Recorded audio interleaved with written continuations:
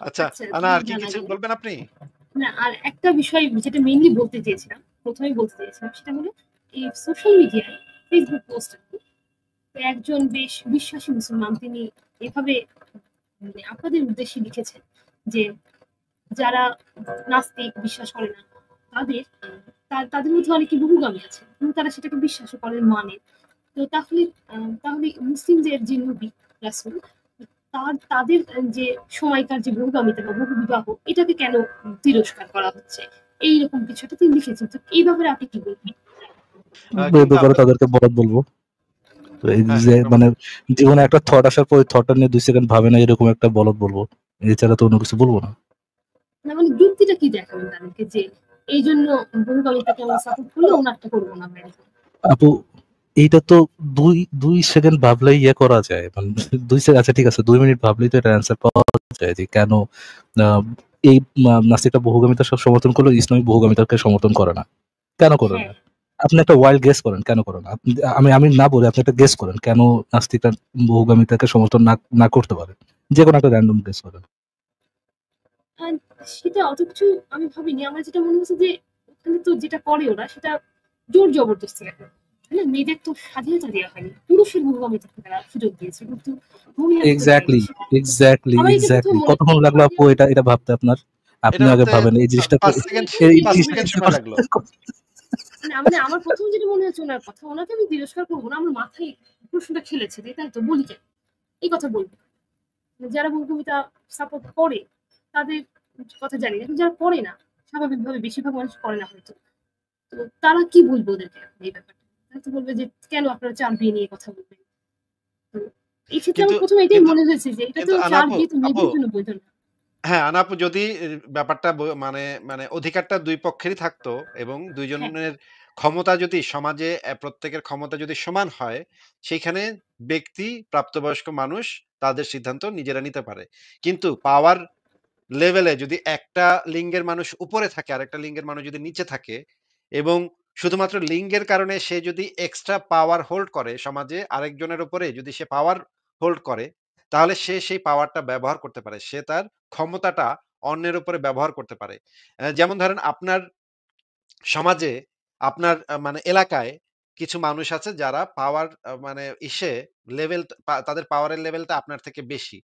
কিন্তু এইটা যখনই লিঙ্গের উপর ভিত্তি করে গড়ে ওঠে, সেই লিঙ্গের উপর ভিত্তি করে গড়ে উঠলেই আরেকজন তার ক্ষমতাটাকে ব্যবহার করে আপনার উপরে এক ধরনের কর্তৃত্ব বা নিয়ন্ত্রণ আরোপ করবে। এই ক্ষেত্রে দেখা যাচ্ছে ইসলামের ক্ষেত্রে দেখা যাচ্ছে যে ইসলাম পুরুষদেরকে শুধুমাত্র একটা লিঙ্গ থাকার কারণে এই কর্তৃত্ব করার বা এই অধিকারটা নেয়ার সুযোগটা করে দিচ্ছে যেটা একটা মেয়ে পাচ্ছে না। সেই কারণে একটা ইমব্যালেন্স তৈরি হচ্ছে সমাজে। একটা লিঙ্গের মানুষ বেশি অধিকার ভোগ করছে, আরেকটা লিঙ্গের মানুষ অধিকারটা পাচ্ছে না। তাদের একটা লিঙ্গের মানুষ তাদের ক্ষমতার ব্যবহারটা আরেকটা লিঙ্গের মানুষের উপর করতে পারছে। এইরকম একটা পরিস্থিতিতে যদি কেউ বহুগামিতা করে, সেই বহুগামিতাটা করতে পারবে শুধুমাত্র একজন পুরুষ। কারণ তার সেই ক্ষমতাটা আছে। এই ধর্মটা তাকে সেই ক্ষমতাটা দেয় এবং সেই ক্ষমতাটা সে ব্যবহার করে। যদি উভয় পক্ষের একই ক্ষমতা থাকতো, তাহলে তো আমরা সেটা নিয়ে সমালোচনা করতাম না। উভয়ের পক্ষের অধিকার, মর্যাদা, সম্মান যদি সমান হইতো, তাহলে তো আমাদের সমালোচনা করার কোনো স্কোপ থাকতো না।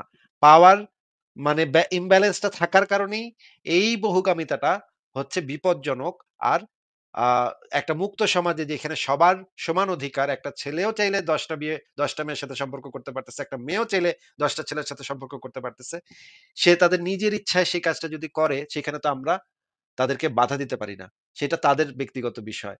তারা পরস্পরের সম্মতিতে কাজটা করতেছে। সেখানে তো কারোর কোনো কিছু বলার নাই। কিন্তু এই ইসলামের ক্ষেত্রে তো সম্মতিটাই তো হচ্ছে না। একটা যেমন ধরেন মোহাম্মদ আয়েশাকে বিয়ে করছে। আয়েশা তখন অপ্রাপ্তবয়স্ক। তার তো সম্মতিরই কোনো দাম নাই।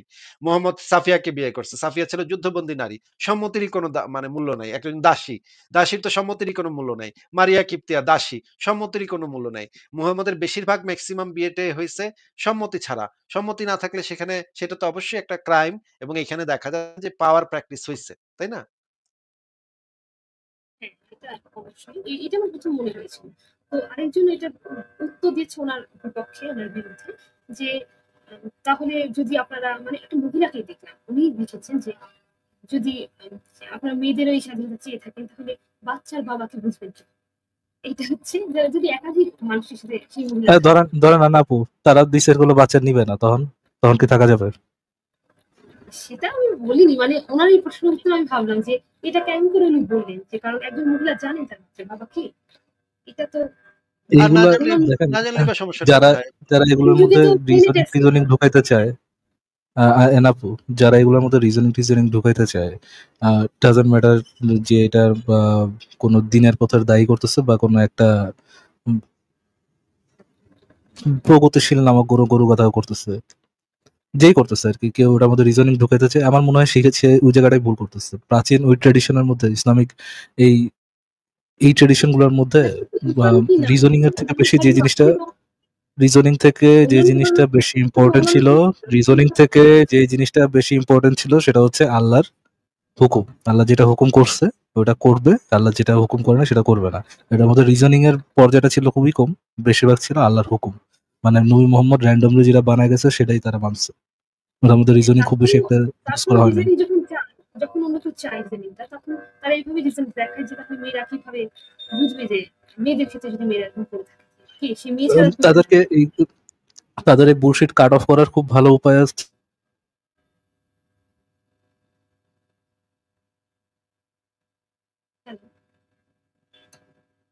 ফারাজ ভাই আপনার কথা কিন্তু শোনা যায় নাই।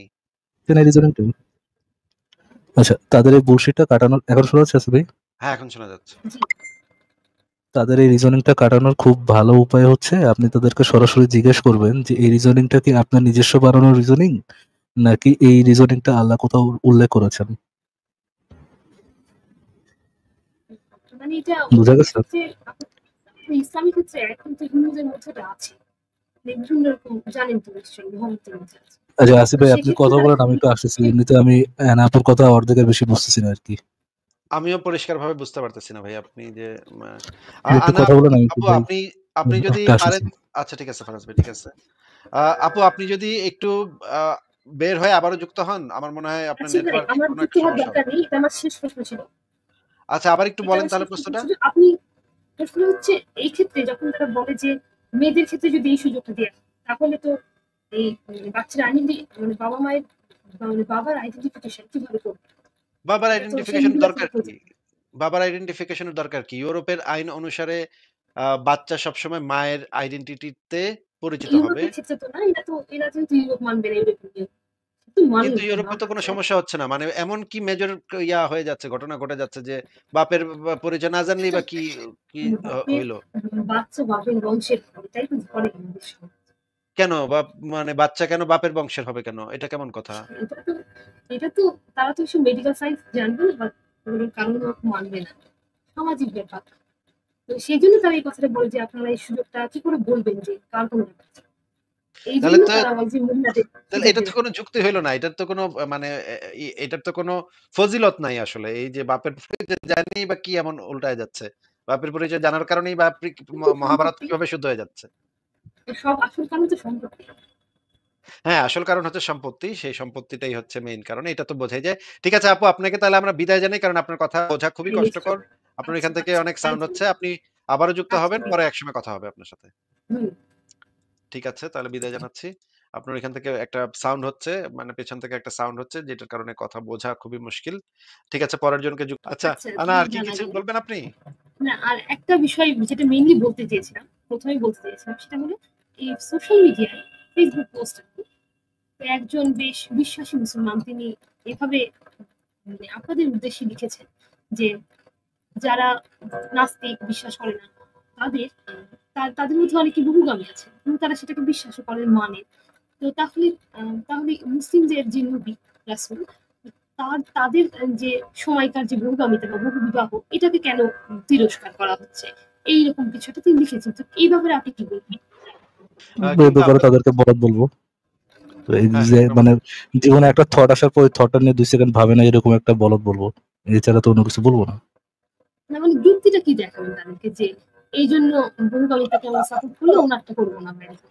আপু, এইটা তো দুই 2 সেকেন্ড ভাবলেই ইয়ে করা যায়, মানে 2 সেকেন্ড, আচ্ছা ঠিক আছে, 2 মিনিট ভাবলেই তো এটা অ্যান্সার পাওয়া যায় যে কেন আহ, এই নাস্তিকটা বহুগামিতা সব সমর্থন করলো, ইসলামিক বহুগামিতাকে সমর্থন করে না, কেন করে হ্যাঁ, না। আপনি একটা ওয়াইল্ড গেস করেন কেন করেন আমি না বলে আপনি একটা গেস করেন কেন নাস্তিকরা বহুগামিতাকে সমর্থন না করতে পারে, যে কোনো একটা র্যান্ডম গেস করেন। And সেটা অত কিছু আমি ভাবিনি। আমার যেটা মনে হচ্ছে যে ওখানে তো যেটা করে ওরা সেটা জোর জবরদস্তি করে, তাই না? মেয়েদের তো স্বাধীনতা দেওয়া হয়নি, পুরুষের বহুগামিতা তারা সুযোগ দিয়েছে, কিন্তু মহিলাদের তো এক্স্যাক্টলি দেয়নি। এক্স্যাক্টলি আমার এটা এক্স্যাক্টলি কোথাও মনে কতক্ষণ লাগলো আপু এটা ভাবতে আপনার? আপনি এটা আগে ভাবতে ভাবেন এই জিনিসটা 5 সেকেন্ড এই 5 জিনিসটা সেকেন্ড চিন্তা সময় লাগলো। মানে আমার প্রথম যেটা মনে হচ্ছে ওনার কথা, ওনাকে আমি তিরস্কার করবো না, আমার মাথায় প্রশ্নটা খেলেছে যে তাই তো বলি কেন এই কথা বলবো। যারা বহুকবিতা সাপোর্ট করে তাদের কথা জানি না, কিন্তু যারা করে না, স্বাভাবিকভাবে বেশিরভাগ মানুষ করে না হয়তো, তো তারা কি বলবো ওদেরকে এই ব্যাপারটা? তারা তো বলবে যে কেন আপনারা চার বিয়ে নিয়ে কথা বলবেন। তো এই ক্ষেত্রে কিন্তু আমার প্রথমে এটাই কিন্তু মনে হয়েছে যে এটা তো কিন্তু চার আনাপু বিয়ে তো আপু মেয়েদের জন্য বৈধ না। হ্যাঁ, আনাপু যদি ব্যাপারটা মানে মানে অধিকারটা ২ পক্ষেরই থাকতো এবং ২ হ্যাঁ, জনের ক্ষমতা যদি সমাজে প্রত্যেকের ক্ষমতা যদি সমান হয়, সেইখানে ব্যক্তি, প্রাপ্তবয়স্ক মানুষ তাদের সিদ্ধান্ত নিজেরা নিতে পারে।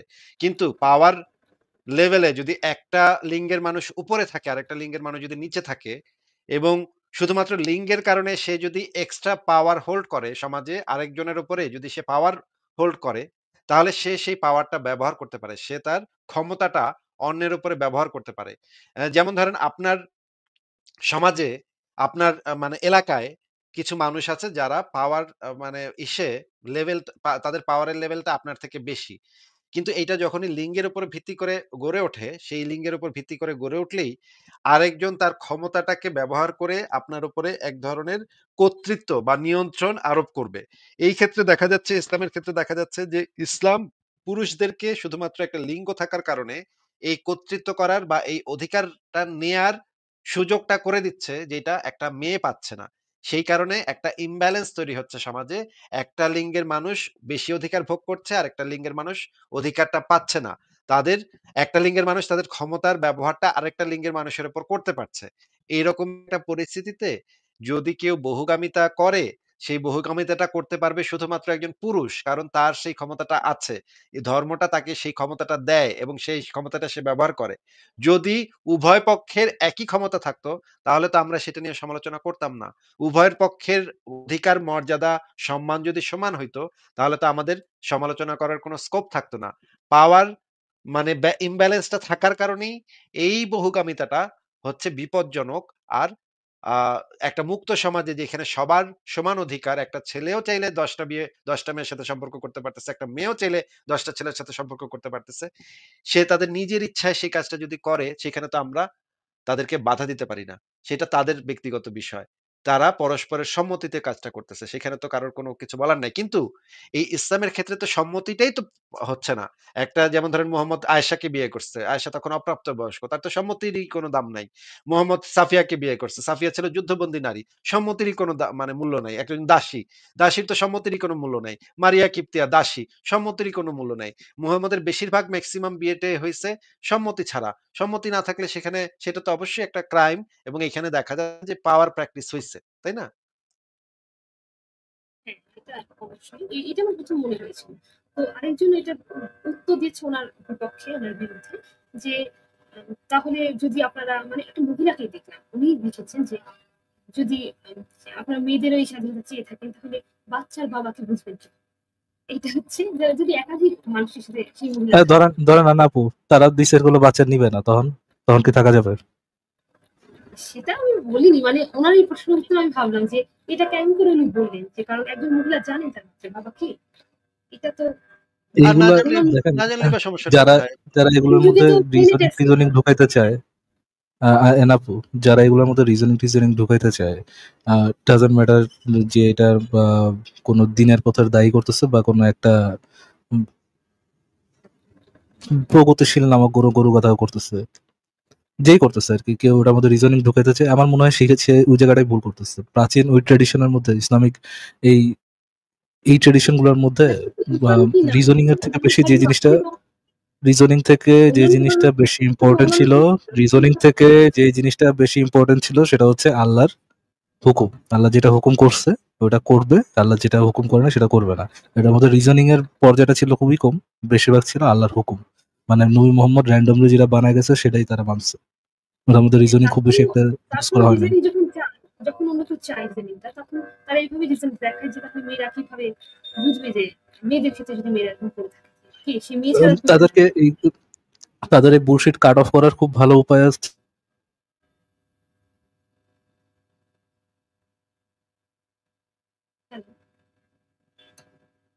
ফারাজ ভাই আপনার কথা কিন্তু শোনা যায় নাই। রিজনিংটা আচ্ছা, তাদের এই বুলশিটটা কাটানোর এখন শোনা যাচ্ছে ভাই? হ্যাঁ, এখন শোনা যাচ্ছে। জি তাদের এই রিজনিংটা কাটানোর খুব ভালো উপায় হচ্ছে আপনি তাদেরকে সরাসরি জিজ্ঞেস করবেন যে এই রিজনিংটা কি আপনার নিজস্ব বানানোর রিজনিং, নাকি এই রিজনিংটা আল্লাহ কোথাও উল্লেখ করেছেন। মানে এটা বুঝা গেছে? যে ইসলামিক ক্ষেত্রে এখন তো হিন্দুদের মধ্যে এটা আছে, বিভিন্ন রকম জানেন তো নিশ্চয়ই মহম্মদের মধ্যে আছে। আচ্ছা আসিফ ভাই, আপনি সেক্ষেত্রে কথা তারা বলেন, আমি একটু আসতেছি। এমনিতে আমি আপনার কথা অর্ধেকের বেশি বুঝতেছি না আর কি। আমিও পরিষ্কারভাবে বুঝতে পারতেছি না ভাই আপনি যে একটু আনা কথা বলেন, আমি একটু আপু ভাই আপনি আপনি যদি একটা পারেন। আসতেছি। আচ্ছা ঠিক আছে ফারাজ ভাই, ঠিক আছে। আপু আপনি যদি একটু আ বের হয়ে আবারও যুক্ত হন, আমার মনে হয় আপনার আচ্ছা ভাই, নেটওয়ার্কে আমার কোনো যুক্ত একটা হওয়ার সমস্যা দরকার হবে। নেই, এটা আমার শেষ প্রশ্ন ছিল। আচ্ছা আবার একটু এটা বলেন আমার তাহলে শেষ প্রশ্ন প্রশ্নটা। ছিল। আপনি প্রশ্ন হচ্ছে এই ক্ষেত্রে যখন তারা বলে যে মেয়েদের ক্ষেত্রে যদি এই সুযোগটা দেয়, তাহলে তো এই বাচ্চার মানে বাবা মায়ের মানে বাবার আইডেন্টিফিকেশন কিভাবে করবে? বাবার এটা তো সেই আইডেন্টিফিকেশন মহিলা থেকে দরকার হয়ে কি? যাবে। বাবার আইডেন্টিফিকেশনের দরকার কি? ইউরোপের আইন অনুসারে বাচ্চা সবসময় মায়ের আইডেন্টিটিতে পরিচিত হবে। ইউরোপের ক্ষেত্রে তো না, এটা তো এরা যেহেতু ইউরোপ মানবে না, ইউরোপিয়ান ইউনিয়ন তো মানে কিন্তু না ইউরোপে তো কোনো বাচ্চা সমস্যা হচ্ছে না। মানে এমন কি মেজর হয়ে যাচ্ছে, ঘটনা ঘটে যাচ্ছে যে বাপের পরিচয় না জানলেই বা কি, কি বাপের হইল? বাচ্চা বাপের বংশের এটাই তো করে আমাদের সমাজ। কেন? মানে বাচ্চা কেন বাপের বংশের হবে কেন? এটা কেমন কথা? এটা তো এটা তো তারা তো এসব মেডিকেল সায়েন্স জানবে না বা ওগুলোর কারণ মানবে না, সামাজিক ব্যাপার। তো সেই জন্য তারা এই কথাটা বলে যে আপনারা এই সুযোগটা কি করে বলবেন যে কার কোনো ব্যাপার। এই তাহলে জন্য তো তারা বলছে মহিলাদের তাহলে সুযোগ এটা তো দেবে। কোনো যুক্তি হইল না। এটার তো কোনো মানে এটার তো কোনো ফজিলত নাই আসলে। এই যে বাপের পরিচয় জানি বা কি এমন উল্টায় যাচ্ছে। বাপের পরিচয় জানার কারণেই কিন্তু মহাভারত সম্পত্তি, কিভাবে শুদ্ধ হয়ে যাচ্ছে? সব আসল কারণ তো সম্পত্তি। হ্যাঁ, আসল কারণ হচ্ছে সম্পত্তি। সেই সম্পত্তিটাই হচ্ছে মেইন কারণ। এটা তো বোঝাই যায়। ঠিক আছে আপু, আপনাকে তাহলে আমরা বিদায় জানাই। কারণ আপনার কথা বোঝা খুবই কষ্টকর। আপনার আচ্ছা এখান থেকে আচ্ছা অনেক থ্যাংক সাউন্ড ইউ। হচ্ছে। আপনি আবারও যুক্ত আচ্ছা হবেন। থ্যাংক পরে ইউ। একসময় কথা হবে আপনার সাথে। হুম। ঠিক আছে, তাহলে বিদায় জানাচ্ছি। আপনার এখান থেকে একটা সাউন্ড হচ্ছে, মানে পেছন থেকে একটা সাউন্ড হচ্ছে যেটার কারণে কথা বোঝা খুবই মুশকিল। ঠিক আছে, পরের জনকে